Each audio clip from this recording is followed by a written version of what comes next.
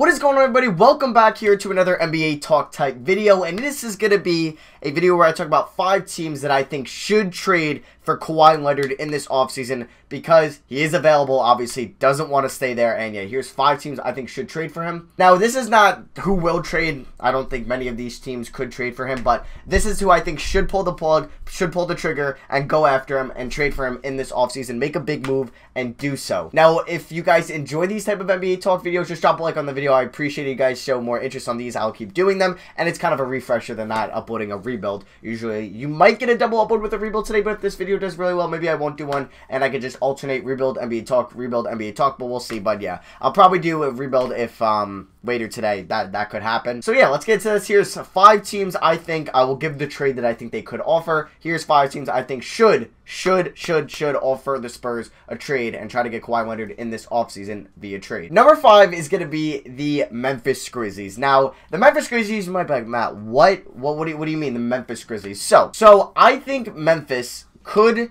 and should think about offering a Kawhi Leonard a trade. This is the one that I really see no way it's happening. Yes, I would have maybe thought they could have if they had a higher draft pick, if the lottery treated them better than dropping them. I believe they went from 2 to 4 in the lottery, but they've made it clear. They have made it crystal clear they do want to keep, or they want to win now. So they're open to trading the 4th pick.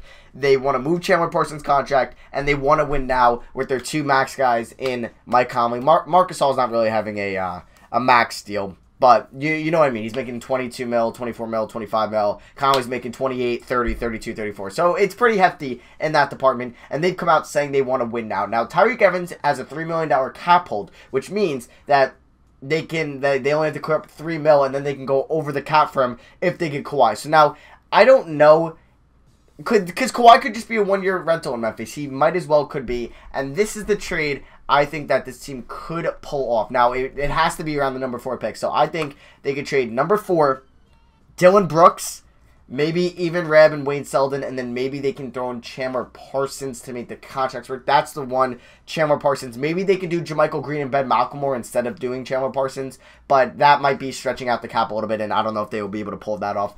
But yeah, that's what I think they should do. I think this is a team that should do it. There's not a lot of teams that could use them for a 1-year rental, and this is one of them. Mike Conley, Tyreke Evans, Kawhi Leonard, possibly JaMychal Green and Marc Gasol. That is a very good starting 5, very good defensive starting 5 as well, and I think that could compete in the Western Conference. I mean, the Western Conference is obviously the harder of the 2 conferences. You have your teams like the Warriors, the Rockets, possibly up-and-coming Lakers, but you always got, well, the Spurs aren't going to have Kawhi, but you still have, like, the Thunder. The Jazz are up-and-coming. I think Denver and Minnesota can both make the playoffs next year. But, yeah, I think that Memphis should do this if they are on win-now mode, and this is the best offer and the highest pick that the Spurs can get. But yeah, this is one there's probably like a 2% chance of this happening just because of the chance of him being a 1-year rental and stuff like that. So yeah, that comes in at number 5, the Memphis Grizzlies. Coming in at number 4 is the Phoenix Suns. Now, I think the Suns, I don't get it. I think their GM or whoever puts out these reports is bipolar, because they came out saying they're willing and open to trading the number 1 pick for a veteran star,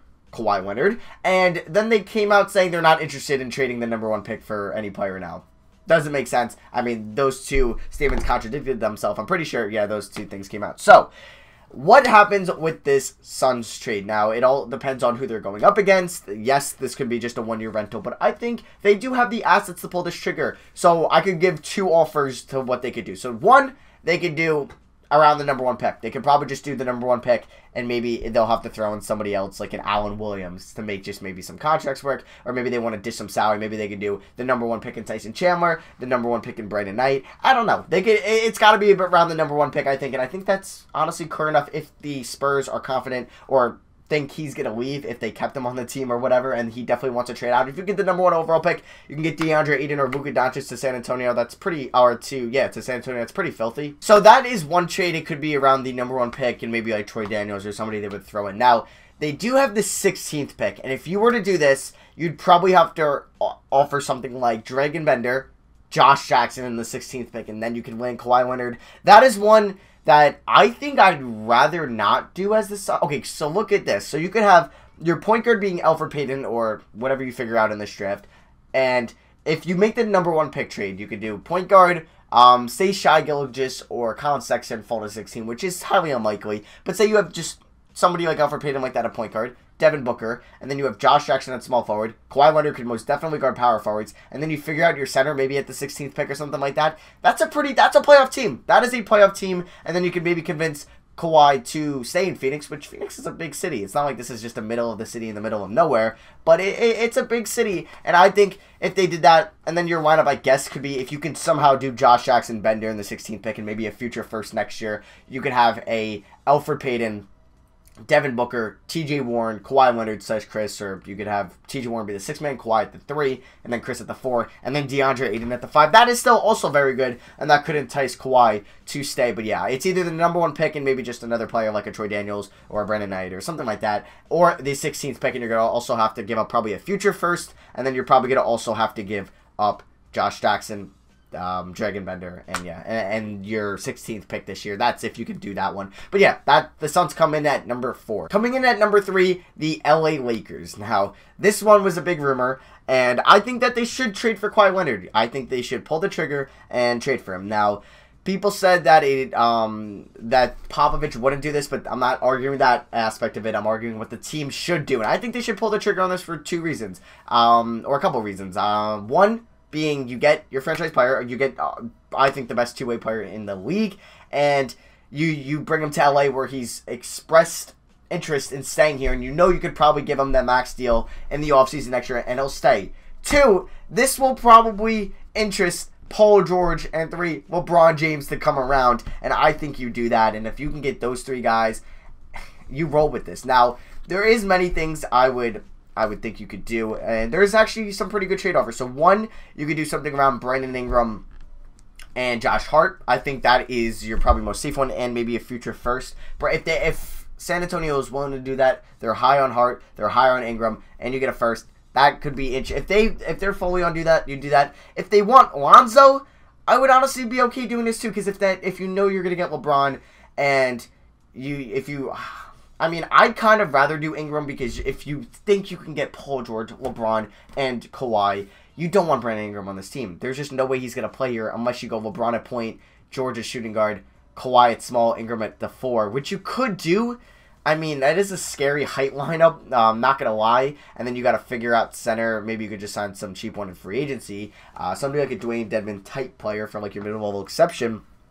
But if I'm doing this, I would do Ingram. If you could do maybe Ingram and a sign and trade with Julius Randle plus a future first, I would do that. I would do that. Maybe even do Brandon Ingram, Julius Randle sign and trade, because he's a restricted free agent, so you can bring him back no matter what. You do sign and trade Julius Randle, Brandon Ingram, and then you could do, I don't know, you could also do maybe just Ingram and Kuzma, but I would do Randle, sign and trade, Ingram, and Josh Hart. You package those 3 guys, and if you have to give up the 25th pick or 29th pick, wherever the Cavs are picking, to get Kawhi Leonard, I think you do that, and yeah, that is pretty much a trade, just because it can bring in interest to obviously Paul George and LeBron James, and he's also expressed interest in staying there, so you don't think it's a 1-year rental like the other teams I mentioned. Memphis, which was a way shot in the, that was just one I had to throw in at number 5. Suns also one, there's kind of a slight chance that he might not stay, but this one is the definite that I think if the Lakers did pick up Kawhi Leonard, he would re-sign there. So yeah, we at number 3, I have the Lakers trying to trade for Kawhi Leonard. Coming in at number 2 is the Philadelphia 76ers,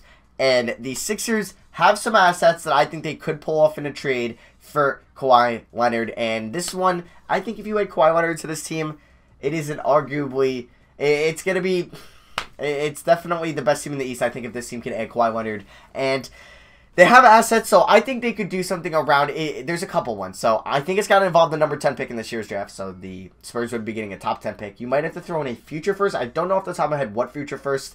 Yes, clearly, if they didn't trade that Kings pick last year, the Kings pick could have been so big here to trade. So you have you could throw in also like a future Philly first. So you could throw in a two first, Fultz. That could honestly get the deal done. But if the team, I don't know, I feel like Fultz has to be in this deal, even though they already have DeJounte Murray. But you could do Fultz, the 10th pick, maybe Sarge. I think that could definitely get the deal done if that is the best offer that the Spurs can get from a team. And I don't know, I think Philly could be a team that could easily re-sign him. You got Embiid, you have Simmons who can play point. Say you have Simmons at point, You could bring back JJ Redick, which I think he could come back. You have JJ Redick, and then you have small forward. You could run a small ball lineup, but then beat at center still, and then you could still run Kawhi and Rocco in there. And oh my God, that's very scary if you have Rocco, Kawhi, and Embiid. I don't think anyone's scoring on you there. But yeah, that is a team that I definitely think can pull off the edge or put them over the edge. Even if LeBron stays in the Eastern Conference, I think that team could definitely beat Boston, and that team could definitely beat, say, LeBron stays in the Cleveland or whatever. But yeah, I think that could definitely beat LeBron, and they have another year of experience on Embiid, another year of experience on Ben Simmons. Plus, yeah, and then I think you got also young guys that can still fill out the bench role, like Patron Holmes, CJ McConnell. I don't know about Justin Anderson, but like Trevor Booker, you can bring him back on like a friendly deal, team-friendly deal. Same with Amir Johnson, same with Ilyasova, Bellinelli, so you can get those bench players in. But yeah, I think that if you can have a starting five of, say, Ben Simmons, JJ Redick, Rocco, Kawhi Leonard, Embiid, that is a very scary starting five, and they come in at the number 2 team. You could probably already guess what the number 1 team is going to be. Now, coming in at number 1 is Philly's probably rival for the next couple of years, the Boston Celtics. Now, Boston has probably the most assets on this list. I mean, them, Philly, and Phoenix is really nice, but I think Boston might have the most to offer and the most intriguing offer San Antonio to get. So, what's tricky about Boston is I think they would have to do a sign and trade with Marcus Smart. They would have to throw like 15, 16 something mil because and then maybe they would have to throw in Marcus Morris. See, yeah, their problem is just the salary cap, because I think if they're going to do this trade, you should 100% not include Kyrie Irving. I don't think you should trade Kyrie Irving. He's your point guard. You keep him there. Now, I think they should definitely do Jaylen Brown, Marcus Smart, because you got to make the salary work out. So I think you can give Marcus Smart, say 15 mil, 12 mil, whatever. You package him, Jaylen Brown, and I think the Kings pick. I think that is a hefty offer that the Spurs can't refuse. And I think that I don't think the goal is about being the best team in the East. It's being the team that can dethrone the Warriors. Because I think you have a starting five of Kyrie Irving. I guess we'll say Gordon Hayward at the 2. Jason Tatum, Kawhi Leonard, center Al Horford. You got Marcus Morris off the bench. You got Rozier, Barnes. And then you could probably sign another person with a mid-level exception. And then I think they have a late first in this year's draft. Oh my God, that's insanely good. I think you don't even touch Tatum in this deal, and you obviously trade away Brown over Tatum, because I think Tatum will be the better player than Brown.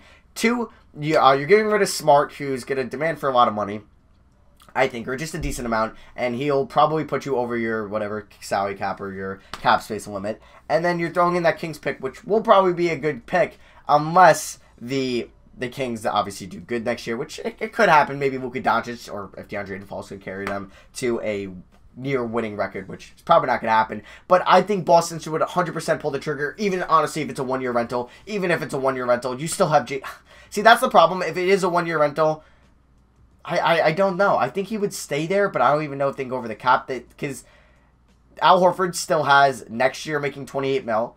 And it depends, in 2019-2020, he does have a $30 million player option if he declines that, because Hayward's making 31 next year. He's making 32 million the after, and he has a player option for 34 million the following year. And even if it's a 1-year rental, you still have your core if Kyrie wants to stay, of Jason Tatum, of possibly Terry Rozier, and yeah, Gordon Hayward's going to be there, Al Horford. You're still going to be contending, even if, God forbid, it's a 1-year rental and he just doesn't like it there and he wants to leave. But I think this can win you a title next year if you have a Kyrie Irving, Gordon Hayward, Kawhi Leonard, Jason Tatum, Al Horford lineup. I think that's filthy. I think that could dethrone the Warriors. I think that could beat the Sixers.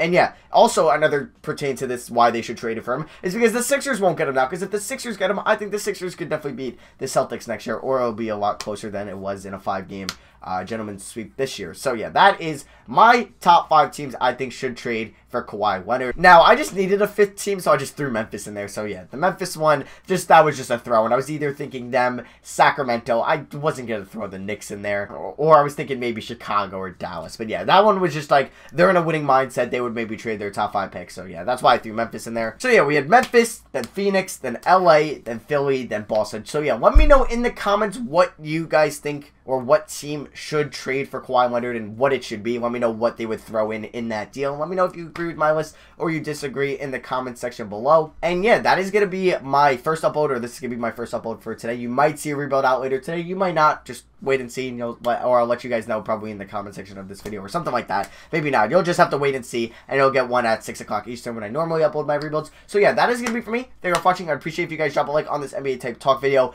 I'm really excited for Kawhi to get traded. It might not be till after the draft or after like free agency, so teams can, I don't know, trade some cap space or some restricted free agents. Hence, like, Boston with Smart and LA with Randall. So yeah, that is going to be for me. Thank you for watching. I love you guys, and I'll see you guys next video. Peace. Also, to you guys asking, I will have a 30-team official mock draft out Thursday morning or Thursday afternoon. Peace, guys.